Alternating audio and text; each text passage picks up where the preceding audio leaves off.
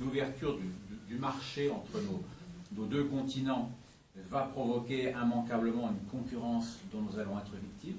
Beaucoup des produits agricoles américains sont 20% moins chers que les produits français, et pour cause, puisque là-bas il n'y a pas les mêmes normes environnementales, sanitaires, etc., qui s'imposent à nous. Donc cela va avoir des incidences sur notre économie, mais également sur la santé des consommateurs.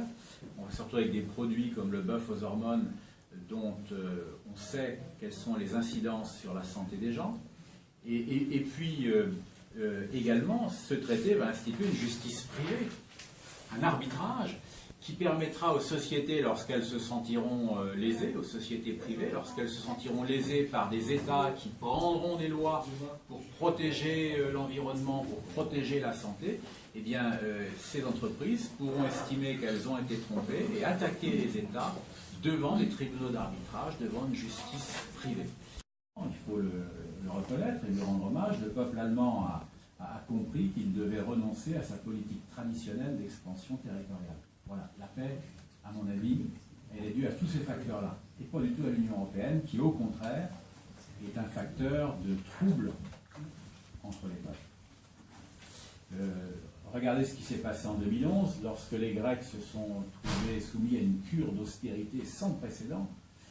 Ils ont voulu organiser un référendum pour consulter le peuple, c'était la moindre des choses, pour savoir si la Grèce était d'accord pour se soumettre à une telle cure d'austérité. Eh bien, que s'est-il passé? Madame Merkel a fait pression sur les Grecs pour qu'ils renoncent à ce référendum, avec succès. M. Papandréou, qui était à l'origine de cette initiative, a même démissionné. Et il n'y a pas eu de référendum. Les pays du Nord européens stoppent le poisson. D'accord. Aujourd'hui, notre souci, c'est qu'on a un quota ridicule. À côté de ce quota, il y a énormément de poissons qui est pêché par le braconnage et qui ne descend plus officiel du port. D'accord. Nous, en gros, un pêcheur aujourd'hui, on va pêcher 100 décibels. Il nous faudra un prix qui revient à 300-400 € le kilo. Aujourd'hui, à cause du braconnage, c'est la parallèle qui existe toujours. Donc, vous, clairement, vous attendez des députés au Parlement qu'ils fassent pression pour augmenter le quota. Augmenter le quota à 60 tonnes, c'est ce qu'ils nous diront. Ils se sont trompés. La nature a encore été plus forte que tout, il nous a ramené, elle a été généreuse. C'est ce qu'on est voulu. Le plan de 5 ans est trop long. Aujourd'hui, les scientifiques, enfin c'est géré par la CITES, ils ne veulent pas débloquer la situation tant que le taux de recrutement d'anguilles qui s'échappent de la Loire, enfin la Loire qui sont plus près, hein, donc c'est pas de rivière sur les pays de Loire, mais tant qu'ils n'ont pas prouvé que le stock d'anguilles jaunes n'est pas reconstitué, ils ne veulent pas lâcher le montier. D'accord. Alors que vous savez que, par votre expérience, que c'est reconstitué manifestement. La logique, c'est si le tarif, elles ont payé des parents.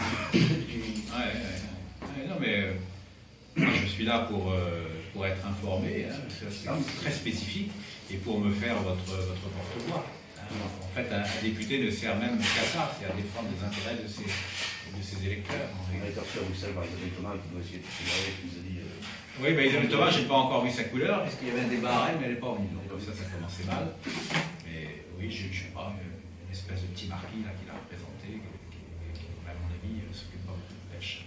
Et ça, c'est du concret, hein, la directive des lâchements, ça a des incidences sur pas mal de professions, en définitive, hein, quand on y fait attention. Toute l'industrie est potentiellement touchée, hein, tous les transports.